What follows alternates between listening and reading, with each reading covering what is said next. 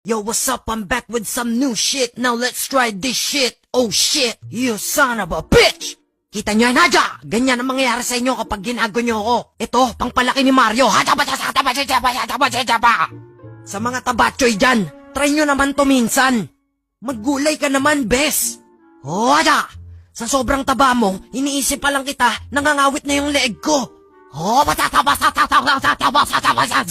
see? Mas madali pang slap chop kesa sa pagmamahal.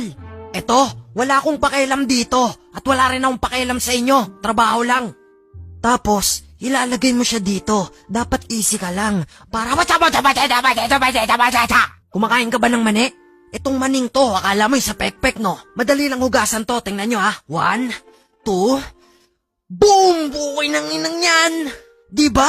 Ang tindi, nasikin niya na ang lahat. Ito, parang ex mo to pre, walang kwenta. Kaya ano pa ba dapat gawin mo dito? Itapon! Tapos yung ex mo, kapag sinota ng tropa mo, nagdampot siya ng basura. E di basurero siya? Baso! Ro! Haha! Itong sibuyas, parang ex mo to eh. Lagi ka lang paiyakin yan. Kaya anong gagawin mo? E di chop-chopin mo. Una, ikulong mo siya. Yan! You dead bitch! Pagod na ako dito!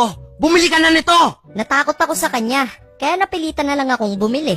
Ang haba ng relasyon namin, pero tinapon niya lang. Hindi ko alam ba't nandito ako eh. Hi Lola! This is the real shit!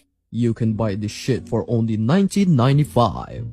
But wait! There's more! You will have this gravy For free! Bili na kayo!